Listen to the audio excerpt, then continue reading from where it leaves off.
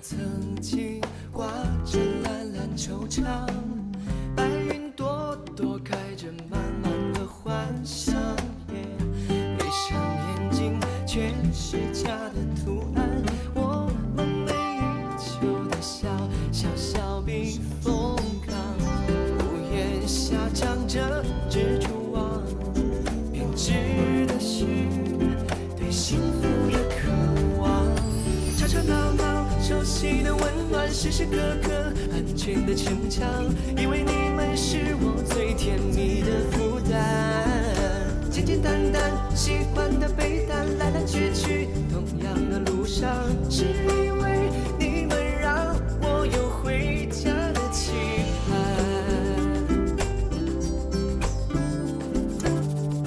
爱是不用隐藏，幸福要慢慢品尝，一辈子的时光慢慢分享。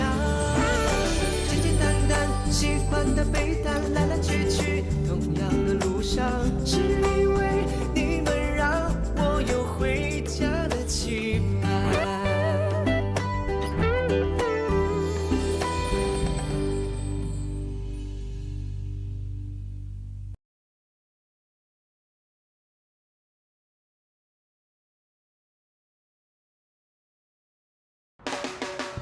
我终于找到了一份工作，当狗仔队。我以为自己会讨厌这份工作，或觉得这份工作低贱，但是我没有。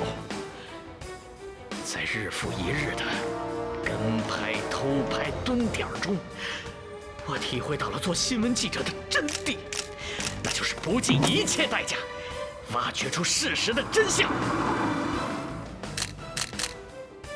我相信，只要努力，就一定能获得成功。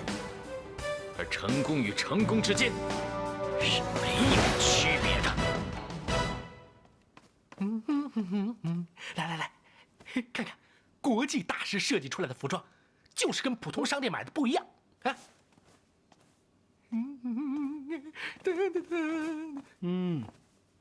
是不是像从商店里买的啊？像从批发市场淘换的。没品位，这可是人家国际大师一针一线缝制的。那个外国裁缝就比中国裁缝好啊。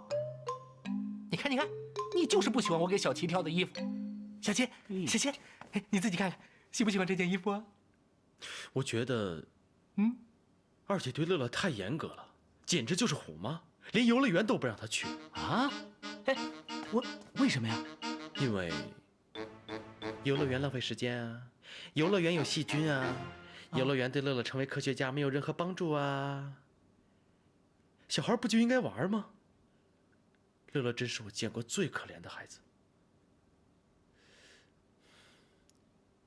我决定，我要帮助乐乐。啊，你一出这表情，我就知道是出事儿的征兆。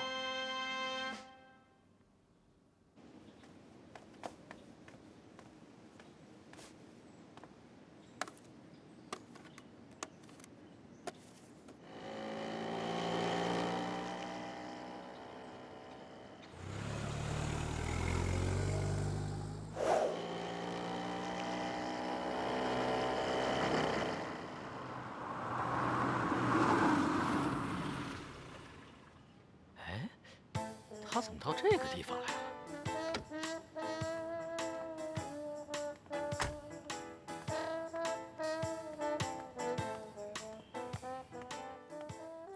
乐乐，妈妈今天有工作，所以要去上班。你好好在家写作业，记得要温习，不许偷溜出去玩，知道吗？爸，我先走了。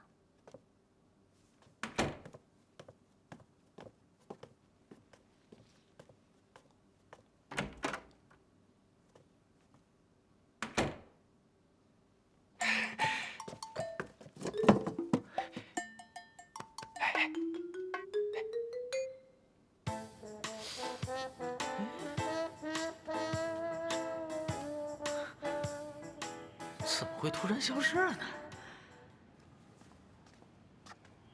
小姨夫，你要带我去哪里啊？秘密。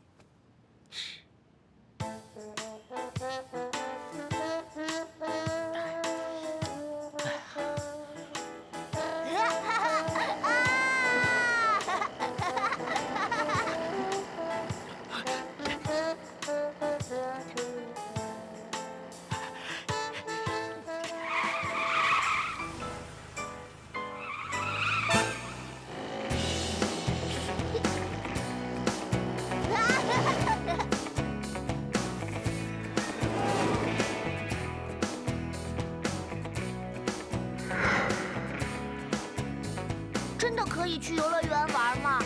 可以，但是你回去必须把功课做好，下次考试也必须考好，这样你妈妈才不会生气。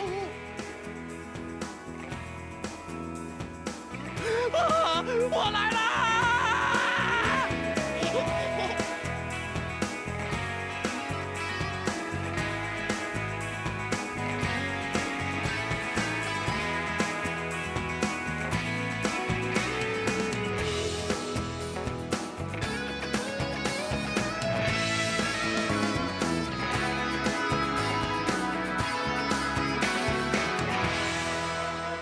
乐乐，要不要小姨夫给你讲个故事啊？什么故事啊？我给你讲个长颈鹿的故事吧。嗯，你知道长颈鹿的脖子为什么那么长吗？因为长颈鹿的心啊，有这么宽，这么大，所以它的脖子才那么高。别的小动物看不到的风景，它都能看得到。我的心也要像长颈鹿那样，大大的、宽宽的。我相信乐乐一定能做到的。这游乐场这么大，我到哪儿去找人呢？我。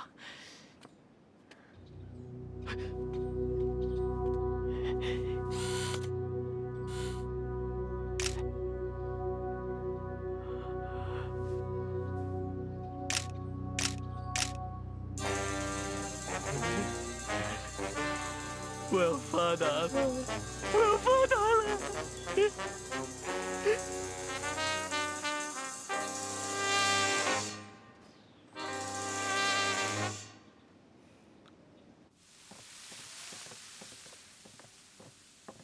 你们这是去哪儿了？不告诉你们，我们去游乐园了。嘘，作业写完了吗？马上写。我什么也不知道，做饭了。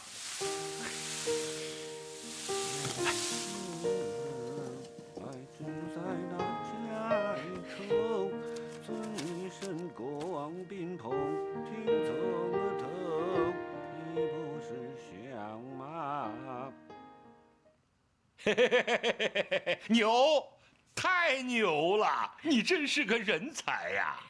标题就叫于杰奇的私生子。主编，不对啊！哎，这孩子不可能是于杰奇的私生子啊！于杰奇他25岁，这孩子起码10岁左右，这年龄对不上啊！什么对得上对不上？读者愿意对得上就对得上。哎，咱们就是要争议。喂，赶紧给印刷厂打电话，叫他们先别印，有猛料。什么？已经开印了？那就加特刊。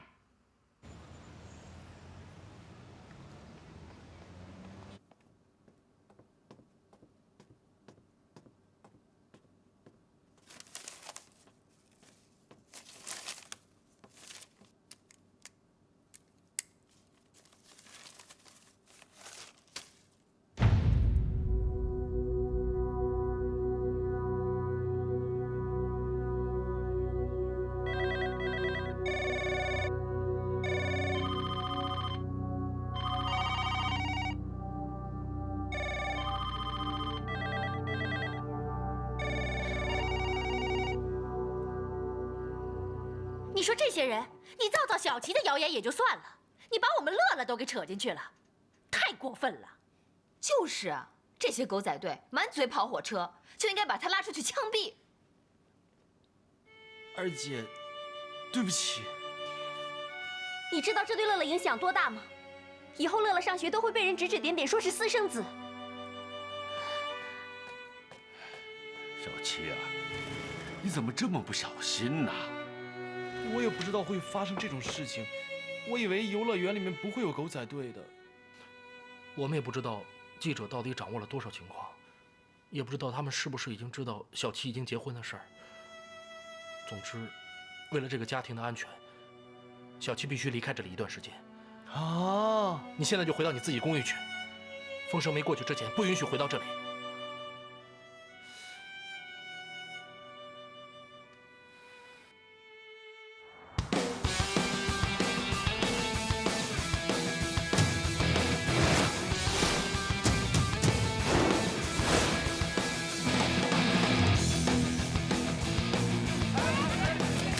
于先生，请问您的儿子今年多大了？听说孩子母亲是已经息影多年的歌坛影后李敏敏，请问这样的传言属实吗？这个问题我们回头再说啊。于先生，透露一下吧。再说好不好？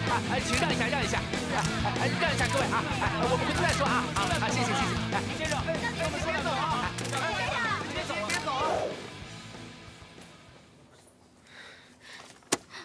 瞎写什么呢？怎么了？又为你家节气生气啦？你别太投入了好不好？我是看着上面瞎写，我生气。也许上面写的是真的呢，现在咬死了不承认，结果2年之后就默认了，不都是这样吗？可是这根本就不是真的，又不关你的事儿。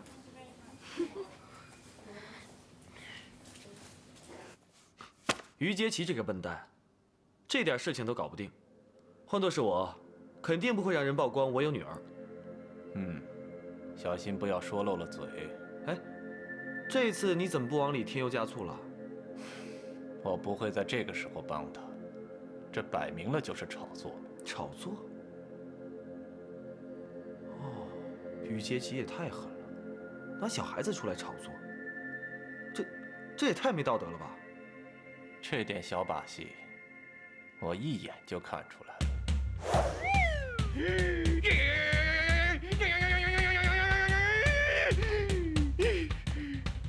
出对儿是吧？你们怎么都不着急啊？有。为什么要着急啊？你现在可是红的发紫，啊不对，应该是发黑了。要不是我早知道这个事情是个意外，我还真以为这事儿是我一手策划的炒作呢。可问题就是不是啊？乐乐现在都不上学了，来，功课怎么办？二姐担心死了。来，哎，你们别玩了。嘘，小声点，小心隔墙有耳。什么意思啊？这件事呢，我都调查清楚了，就是一个叫张望的小记者无意当中曝光出来的。但是呢，他还不知道你已经结婚的事儿，所以比较好办。可是不能着急。为什么？因为这件事太像炒作了，现在媒体已经发出质疑的声音了，矛头直指咱们公司，说我们在炒作，所以我们千万要沉住气，不能着急回应。哎，我们越是支支吾吾的，他们就越怀疑这事是假的。等质疑的声音达到最大的时候，咱们开个辟谣会，一切就 OK 了。哦，原来你们两个早有主意。这主意可是王珂出的啊！要是我啊，早沉不住这个气了。哎，现在咱们就要装作若无其事。你真是个老奸巨猾。小齐，都明白了吧？坏主意都是他出的，以后可别怨我啊！你又出卖我。哎，小齐，放松点啊。我是能放松，可我家人怎么办？这件事情对乐乐的影响太大了。吴磊啊，你什么时候替小齐辟谣啊？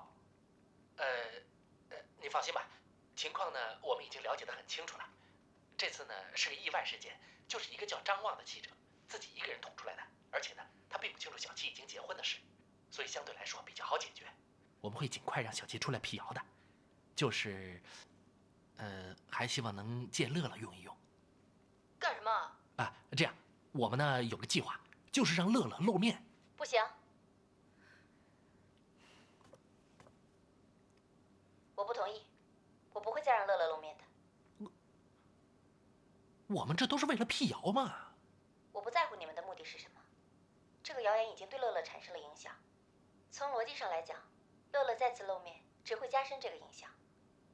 1+1只可能等于2，而不可能等于0。可是这也是为了小琪好啊。小琪跟我没有任何血缘上的关系，他好不好我不在乎。就因为他不好影响到小雅不好的时候，我才会担心。可是二姐说的对，什么呀？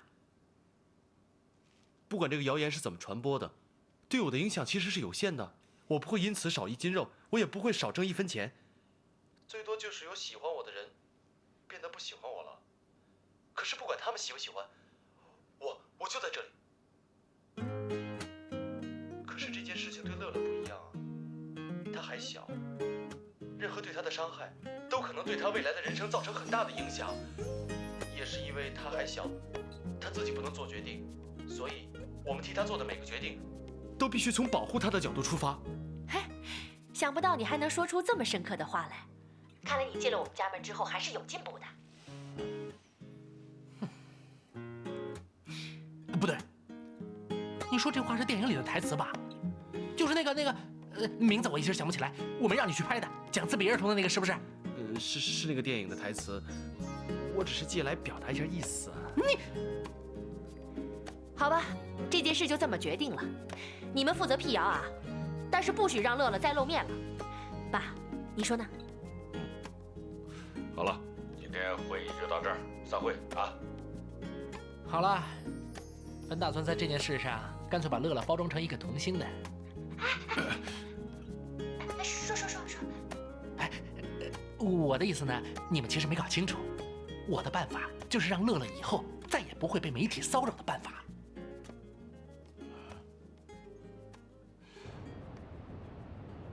听说今天于杰奇要承认他这个私生子的事儿。如果他承认了私生子，就得承认他年龄造假了。我早听说他都30多了，该小了10岁了。不会吧？哎，这干嘛呀？这件事情是我第一个发现的，我就是哥伦布，我当然得在中间的位置了。你还拿诺贝尔呢？让开！杰奇！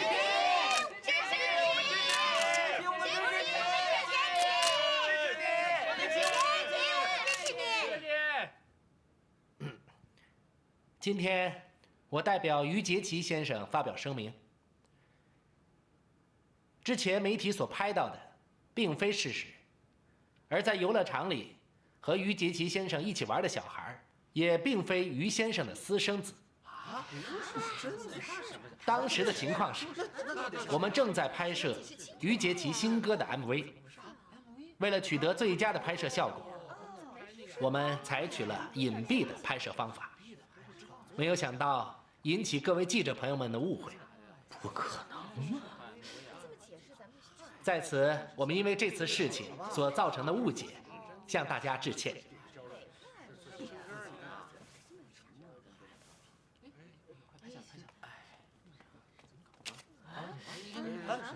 还真是在拍 MV 啊！这还真是不可能呀！我早说这事是他们炒作，太明显了。就是我说我们这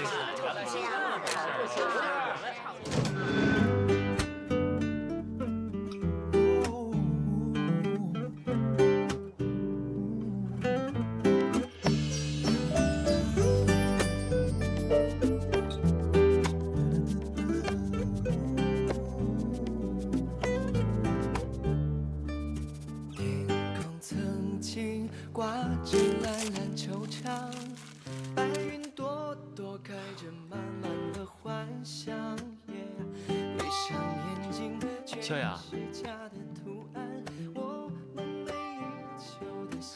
你先睡吧。没事，我陪你。你能不能明天再写啊？吴磊约了录音棚，明天必须赶录出来，要不然就赶不上辟谣发布会的时候公布这首歌了。熟悉的温暖，时时刻刻安全的逞强，因为你们是我最甜蜜的负担。简简单单，喜欢的背单，来来去去，同样的路上，是因为你们让我有回家的期盼。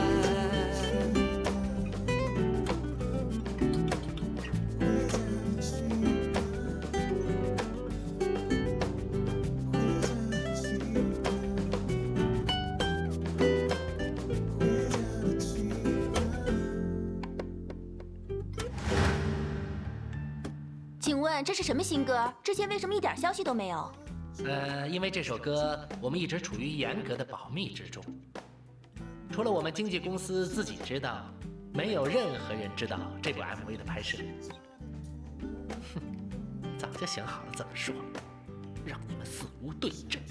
那 MV 的女主角是谁？没有女主角。大家都知道，杰奇从小是和父亲相依为命的。为了缅怀父亲，他特地创作了这首新歌。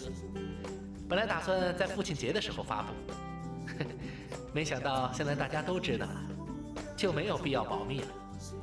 这首新歌我们准备采取全新的发布模式，可以从网上直接下载，每下载一次收费1毛钱，所获得的收益将全部捐给慈善机构，用于帮助孤残儿童。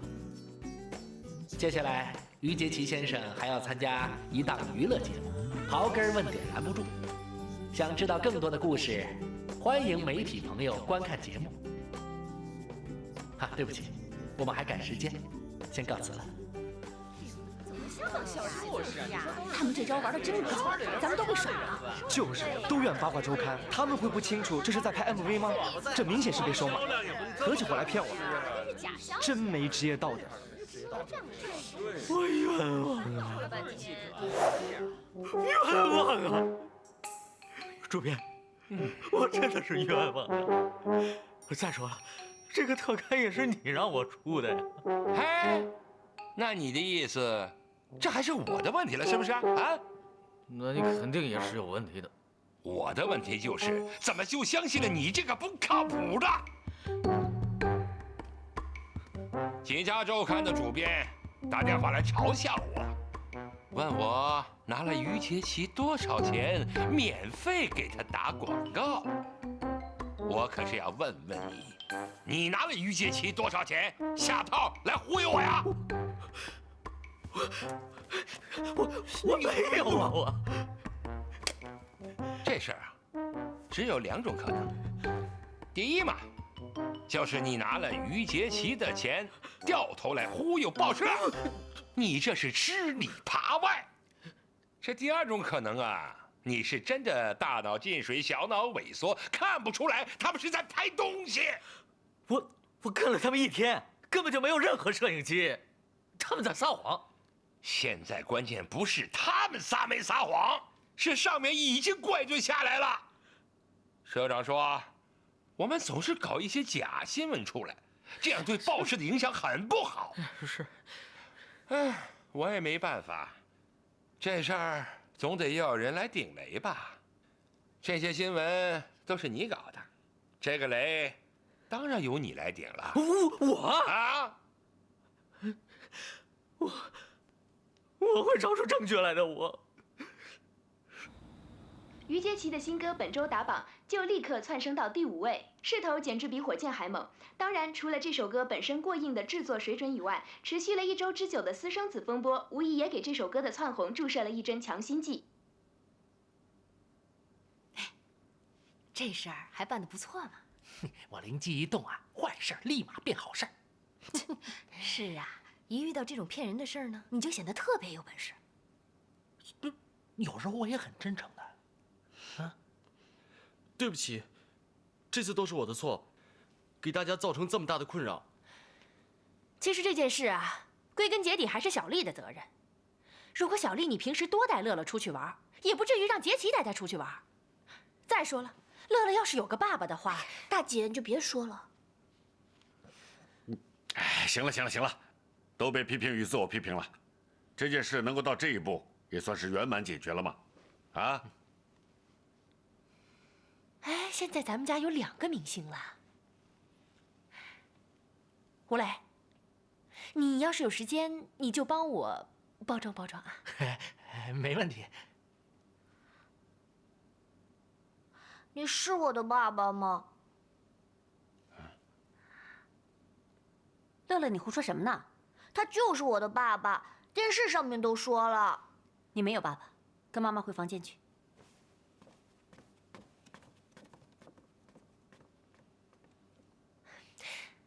我说孩子多看电视没什么好处吧？你看，学习。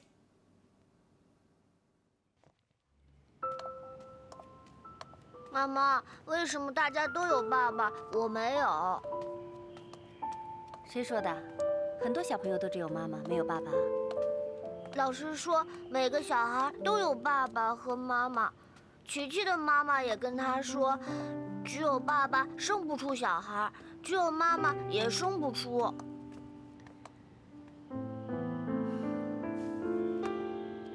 乐乐是宁可相信别人的妈妈，也不相信自己的妈妈了。妈妈是科学家，最知道小朋友是怎么来的。下次碰到琪琪，就这么告诉他。可是，大家都说是爸爸不要我了，所以你才骗我说没有的。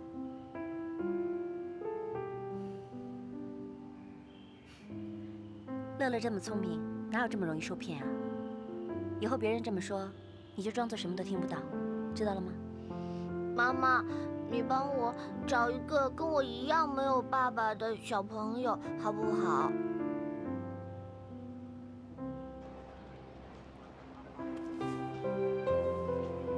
孙悟空就没有爸爸，从石头缝里蹦出来的，对不对啊？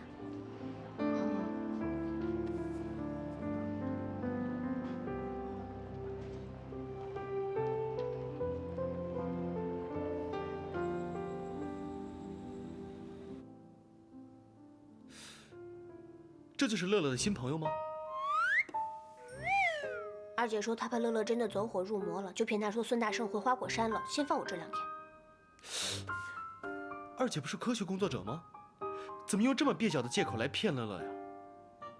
唉，二姐到了该谈恋爱结婚的年龄了，突然对异性就特别的敏感，特别不喜欢男的碰她，但是她又非常喜欢小孩子，所以，她就用人工受精的方式生下了乐乐。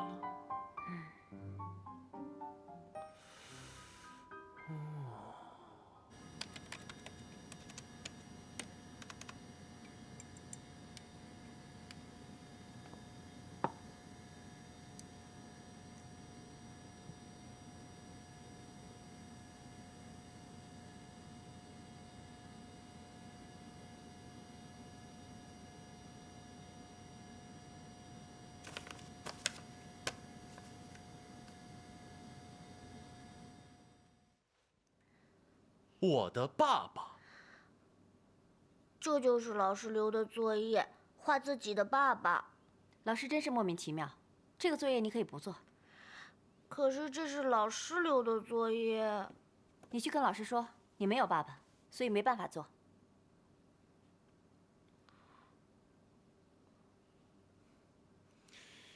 乐乐，你画我吧。哎，不行，不能画你，万一被认出来怎么办？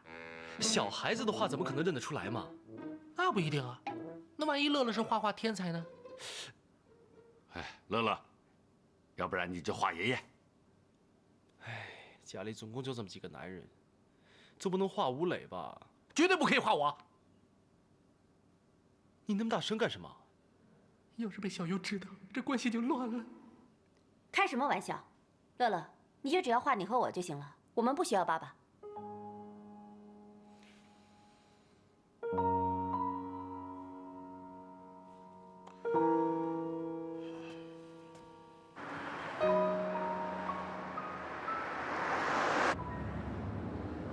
吴磊，不许说！你知道我要说什么，你就不让我说？当然知道你想说什么，你无非就是想帮乐乐的忙，别的事儿你都可以帮，个人找爸爸的事儿你怎么帮啊？总不能找一个人装成他爸爸吧？可是人工受精的孩子也是有爸爸的呀。哎呀，那样是不道德的。给孩子找爸爸怎么就不道德了？这种事情一定要当事人自己才能决定。如果要是找到了，影响孩子将来的生活怎么办呢？别的事儿你都可以管，唯独这事儿千万别管。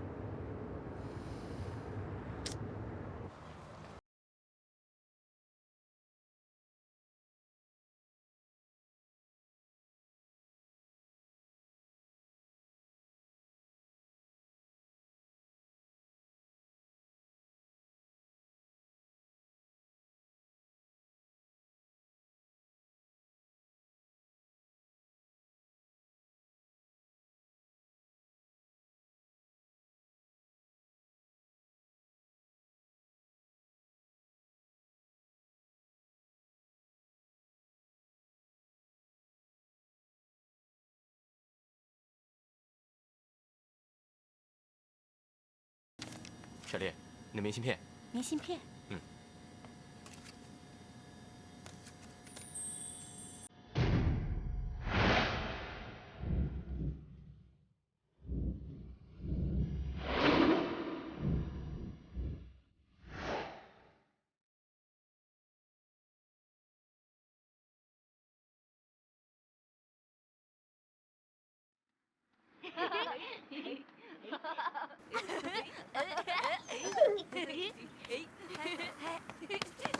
你们不要欺负他，他又不是你家的狗，关你什么事？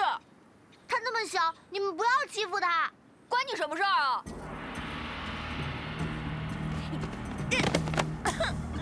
啊！你怎么了？你没事吧？痛不痛啊？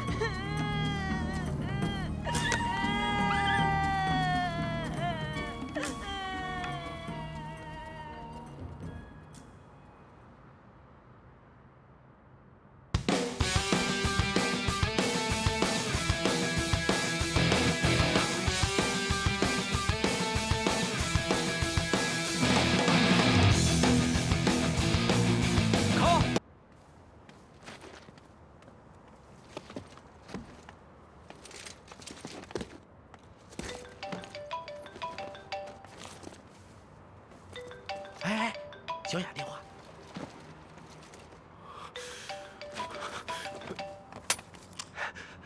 老婆，嘘，我好想你啊！我也好想你。你今天晚上回来吃饭吗？我也想回来，但是不一定能回得来，还有好多镜头没拍呢。你最好还是能回来一趟。我听说乐乐又出什么事儿了。什么？我一定会回来的。吴磊，请导演快点拍吧。我就试试看啊。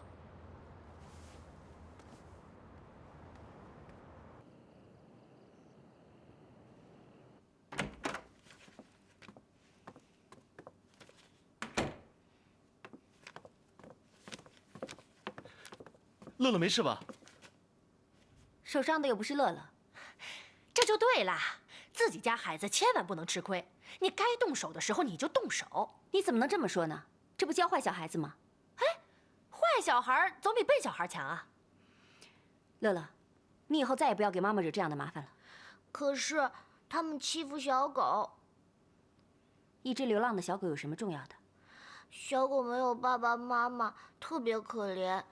我不想因为没有爸爸而被欺负。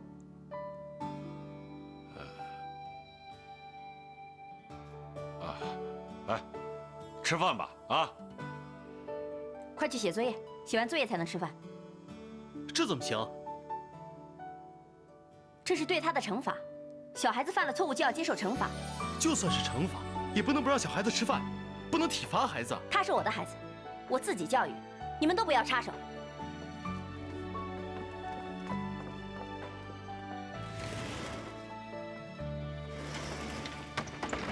二姐，这是怎么了？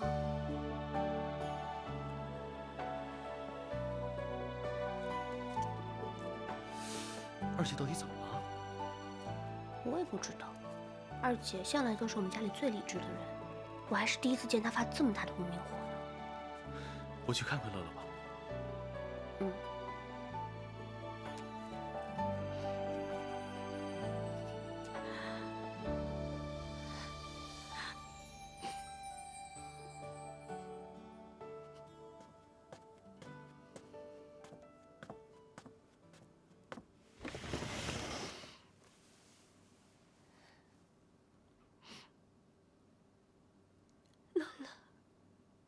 对不起，妈妈对你撒谎了。你并不是没有爸爸的试管婴儿。什么？二姐，你怎么进来了？你说乐乐有爸爸，怎么回事？这跟你没有关系。二姐，你出去。二姐。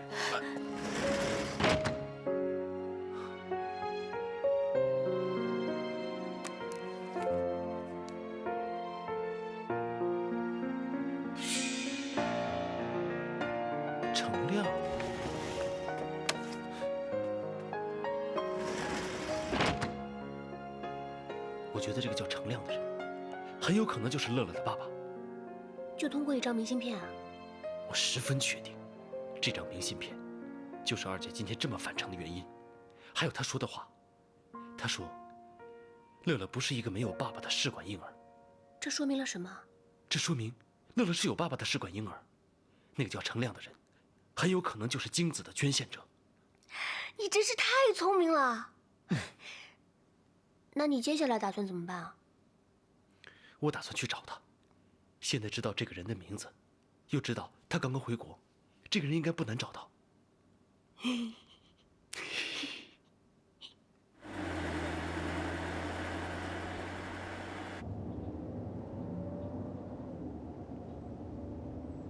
怎么突然想起看牙医呢？我就是想知道我有没有蛀牙。蛀牙？是啊，对于明星来说，牙齿很重要。什么时候变得这么专业？那是，当了这么多年的明星，我多少也学会一点吧。哎，吴磊，你顺便也去做做牙齿保护吧。你蛀牙那么严重，啊？我有吗？有，我老远就能看得到。哎呦，好多虫子在上面爬。哪有？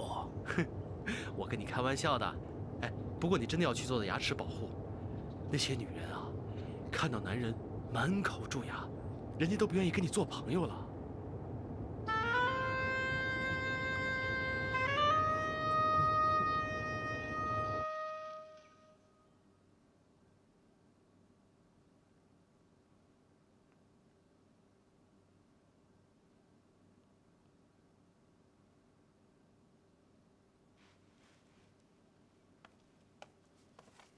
你好。你好。听说你是个大明星啊？哦，我是个唱歌的，也演过戏，但主要是唱歌的。好，我一直在国外读书，刚刚回国，所以不太了解你事情。你叫程亮吧？你怎么知道我的名字啊？你有没有捐献过那个，什么？你有没有捐献过那个精子？没有，当然没有。你为什么会问这个？没事，我是在练台词。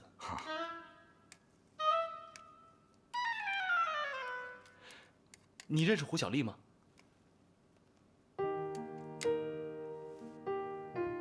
认识。你也认识她？我是她朋友。是她介绍你来看牙的？是，我是从她那儿知道你的。替我谢谢她。我真的很久没见过她了。你和她是什么关系？我们读研的时候是大学同学。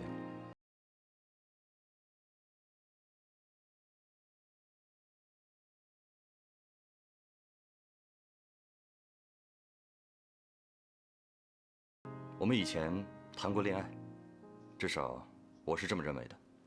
你是这么认为的？因为那段感情后来就无疾而终了。当然，我们之间的距离太远了，想要维持一段感情，的确很难。你是什么时候出国的？大概10年前。10年？是不是很久了？真的是很久了。我想，他可能都不记得我的样子了。但是，至少我觉得我们彼此给对方留下了美好的回忆。你留下的恐怕不只是回忆吧？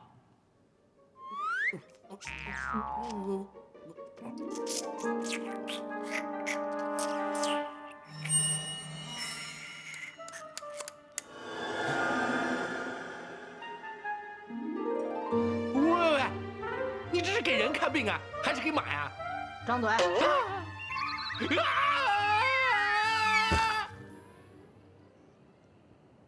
活该吧！现在终于不能说话了，憋死你个话痨！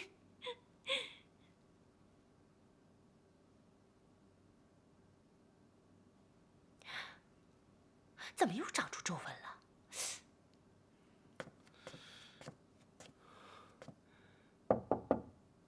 二姐，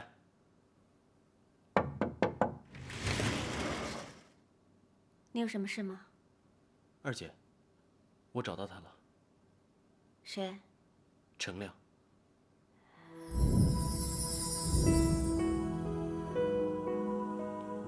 我不认识他。我在你的明信片上看到他的名字。我们只是同学。他已经承认了，你们谈过恋爱，而且他出国的时候和乐乐出生的时间相符，所以我推断他就是乐乐的爸爸。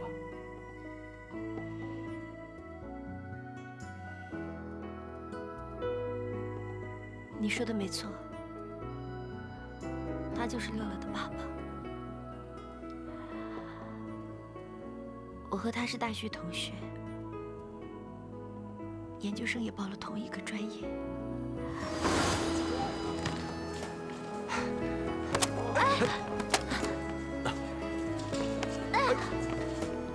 对不起啊，真对不起。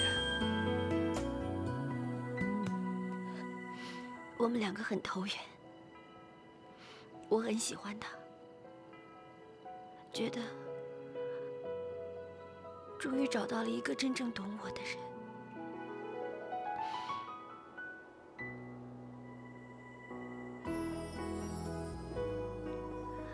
我们两个在一起的时候，我很快乐，我甚至幻想毕业以后就跟他结婚，但是我并没有告诉他。我觉得这一切都是理所当然的事情。可是研究生毕业的时候，小丽，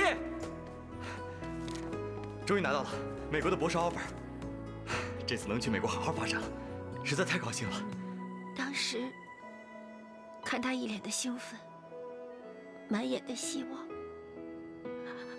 我真不忍心阻止他。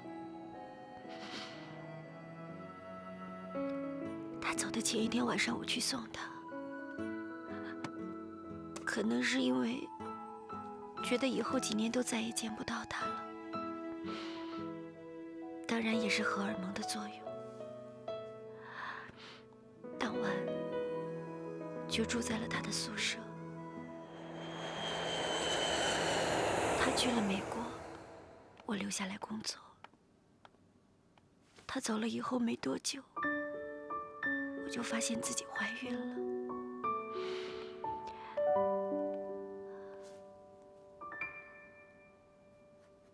我给他写信，告诉他我怀了他的孩子，说我会带着孩子等他，等他毕业回来跟我结婚。哎，小丽，你的信。谢谢。可笑的是，我的信还没有寄出去，他的分手信就从美国寄来了。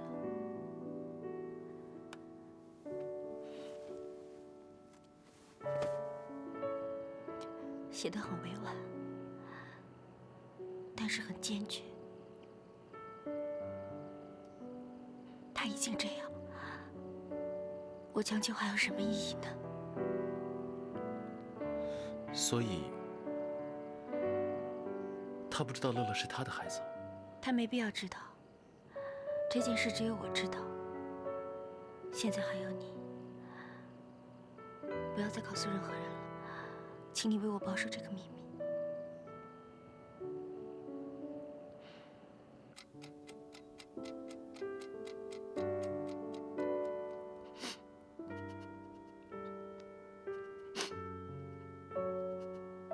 二姐，我把乐乐爸爸的地址给你，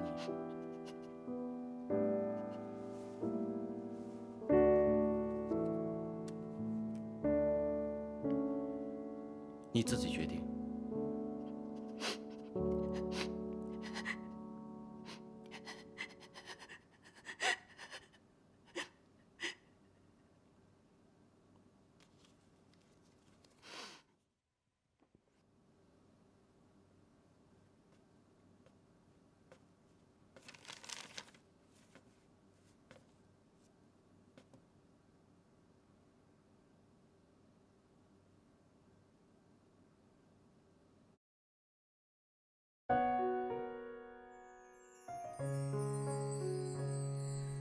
因为走过孤单，才学会坚强，会更期待雨后阳光。